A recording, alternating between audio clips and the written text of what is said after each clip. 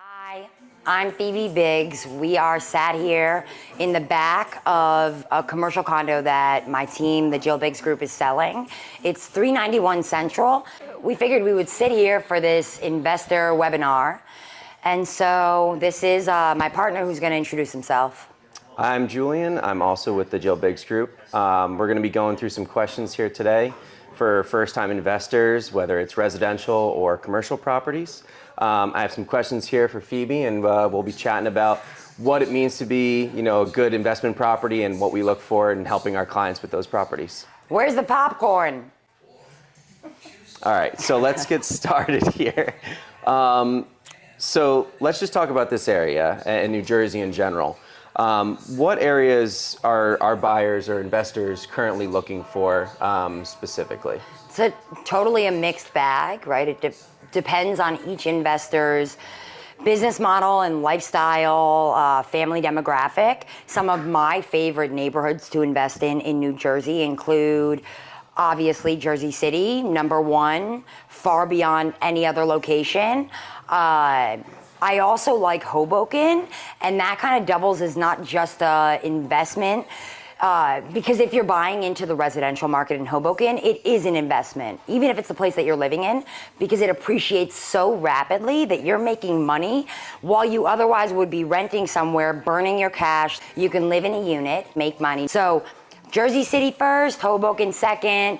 I like Newark, especially Ironbound, if you're looking for, and East Orange, if you're looking for like 10 units plus or bigger mixed-use buildings. And then, for some people who grew up in the suburbs, they also like the suburban markets. And our friend right here is from which county? Bergen County. People like Bergen County. I've heard it's popping off in Bergen County, a lot of bidding wars in the residential market. In the investment sector, like I lean Jersey City because it's an urban setting. You have just more bodies, right? There's more density. So inherently you have better foot traffic and you have more potential customers for any ground floor commercial space like the one we're sat in. Beyond that, like the Jersey Shore is the Hamptons of New Jersey. So I'll be there all summer. If you want to buy a beach house, let me know, please. So I think that's a good point you mentioned is Bergen County and Hudson County, you have a lot more urban cities in Hudson County. So with that, it comes with the different types of properties. It's commercial versus single family. What would you say is a better starting property for a first-time investor? So I'll start with Bergen County, which I do not know nearly as well as some of my fellow colleagues, comrades. But I would imagine if I were looking to invest in something that was a mixed-use building like this one, I would look at emerging markets that, like small town like Montclair, right? They have that Bloomfield Avenue. So areas where you have something like Bloomfield, New Jersey, if you're to look at Bloomfield Avenue when it ends in Montclair and continues into Bloomfield, buy a building on Bloomfield Avenue, dude. Like, it's like this, you can have residential apartments above it, offsetting your expenses, keeping your risk spread, if God forbid there's another COVID, or if ever you lose your commercial tenant, right? Your monthly nut is not all on your head, so I would really look at mixed use. But if you're in a suburban market like Bergen County, perhaps you're looking at mixed use with parking. And in Hudson County, whatever you can buy, right? Like, I'm only invested in Hudson County and the Jersey Shore. But it depends on budget and lifestyle. Like, it depends on where you see yourself in 5 years, if you like what you're working in, if your parents have invested, if your parents have money you can borrow and never return. A couple of different factors are to be strongly considered, and something we can talk through in more depth if you're hoping to be an investor or just like a wealthy individual one day. Great. How would you say working with investors versus just your traditional buyer differs? So it's one of those things where it's not emotionally based, which can make it trickier because you have to make sense of each deal, right? You have to be able to pace not to where the market is performing today, but where it will be in 6 months, 12 months, 24 months. And you have to look to different indicators, right, of what are the people that live in this area in need of that's not here already?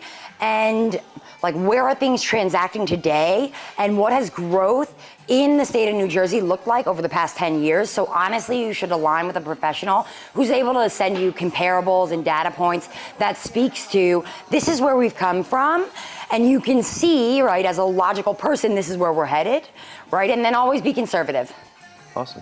And what for like your first time investor, what are some key things that they should be looking for with their properties? Yeah, haggle at the home inspection.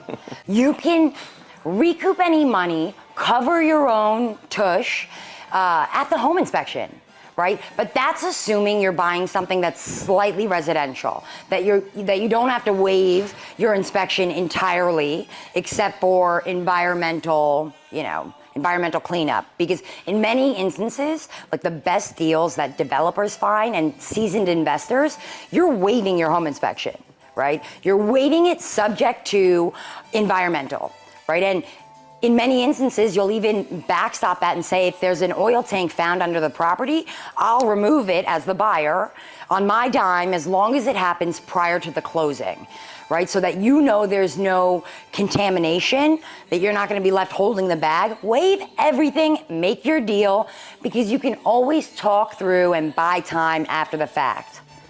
Is there a specific number too that investors should be looking for, whether it's a return, a yearly return, any other numbers that come to mind with that? Most important numbers, and I'm sorry to like use that last question on just environmental, so we could come back to it if we have time. But essentially, different indicators that something is a good investment would definitely be comps, so comparable sales data, but also like a pulse of what's currently active. And it's not as easy to find investments because many of them happen in a whisper and in like off-market settings. However, I am going to call BS on a sentiment that I think is carried by many an investor, which is that if something's on the market, it's not a good deal. That's not true, right? If something's on the market, somebody wants to sell. They might be more desperate than somebody that's not on the market. Right? And so I'd say consider all of your options and don't wait to act. The only way you get a good deal is by throwing out some offers, right? And so always get aggressive because you can change your mind, but you can't decide to buy something if you don't put an offer in, if you don't compete to win. So I don't remember what the question was, but. No, you covered that. And I think it's a good segue into the next thing is, Jill Biggs, obviously, our group has a lot of agents, so, over 70 agents. Yeah. What do you think we do differently for our investors or our buyers that helps them just become more prepared for putting an offer in or buying something, whether it's a first property or 10th property? So I would say we tell the truth. We never anybody over. We do clean, good business. And for that, 70% of our business is past client referral and repeat clients. Outside of behaving like normal human beings, we believe in New Jersey. We're all invested in New Jersey. We're working tirelessly 6 to 7 days a week and taking the proceeds, our income, and rolling it back into the market. So we're bought in and we work really hard. We care about doing the right thing, having people who are gonna spread the word and send us their friends or come back to us or send us their family.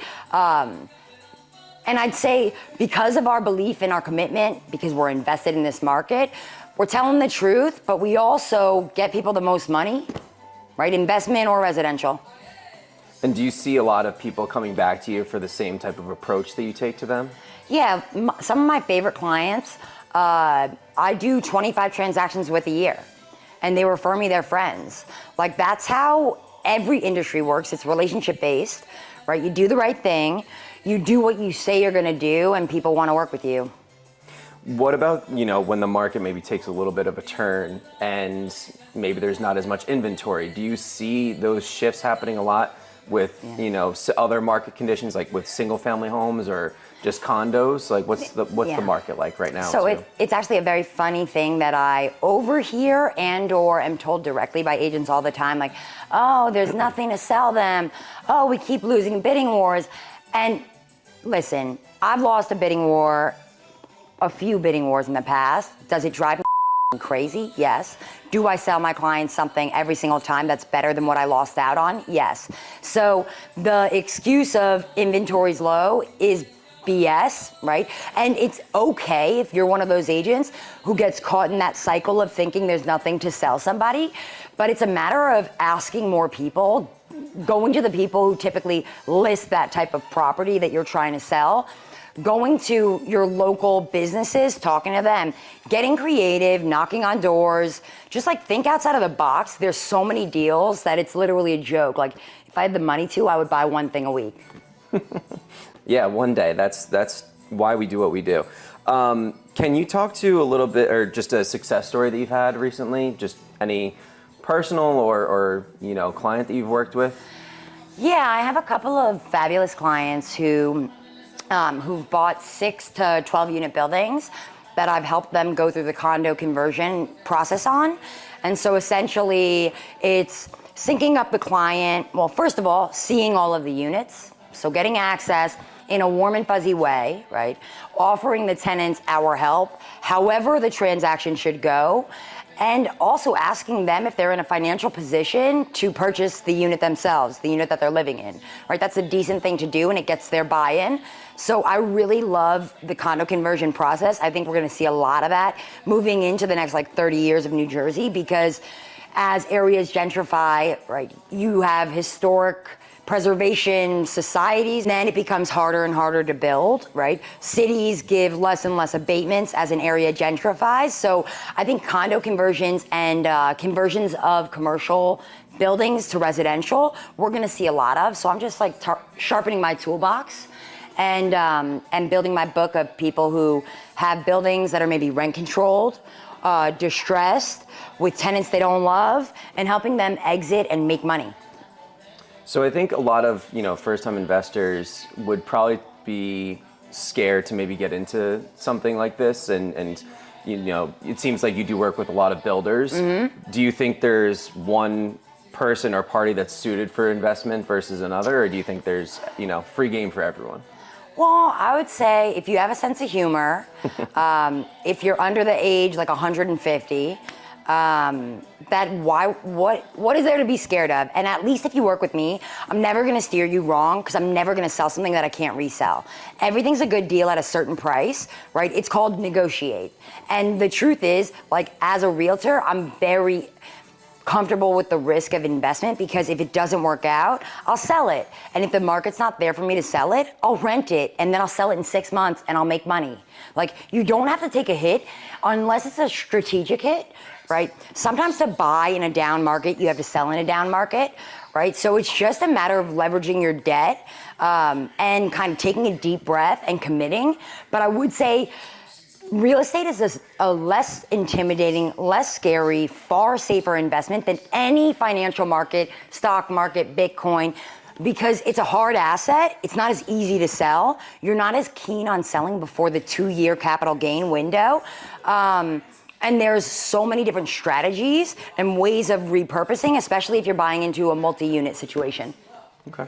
And you touched on a good thing there too, like capital gains and 1031 exchanges get talked about a lot. Can you talk about what that process is like, and for someone who might not know or is familiar with it?